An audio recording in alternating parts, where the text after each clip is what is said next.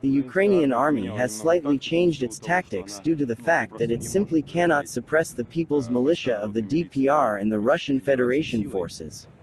They have turned into the guerrilla warfare, and by intimidating the locals, kicking them out of apartments, which have been recently mopped up and cleared, they set small ambushes in the rear and delay as much time as possible. You may pay attention to the information from civilians that shelling took place on February 22nd, even before the beginning of the special operation. The Azovstal iron and steel work is over there, and it can be clearly seen from the trajectory that Nazis were purposefully hitting the small house suburbs.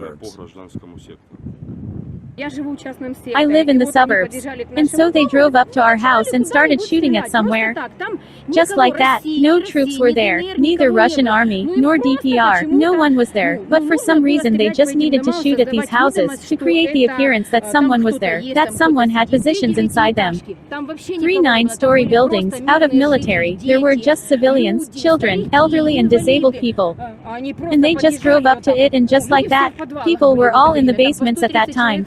It was about 130 people in every house. And the Nazis were just standing here and shooting. They were hitting the shaft so that all the houses would start burning. They mocked and just burned us. And as the Russian and DPR forces came in and whatever they had, at least some kind meals, they gave it to the children first of all. When the Azov shelled us, I was hit by mortar.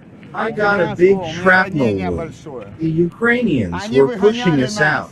When the Azov came, they kicked everyone out. We have been staying without water for 3 weeks. When the DPR troops came, they provided us with water. We buried 28 people who were frozen. The Ukrainians were the ones who shelled us. Not Russia, but they shelled us.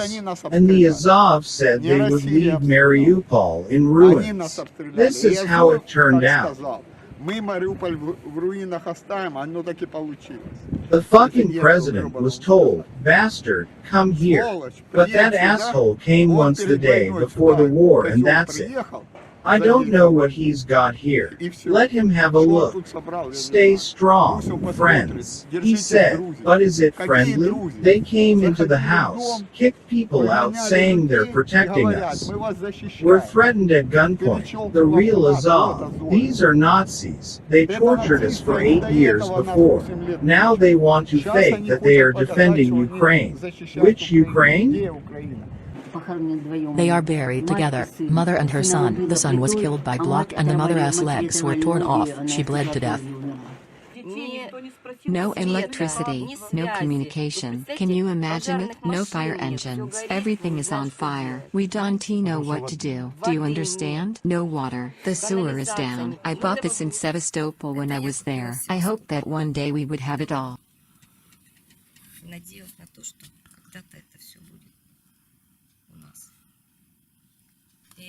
And this too. So know that they've been waiting for.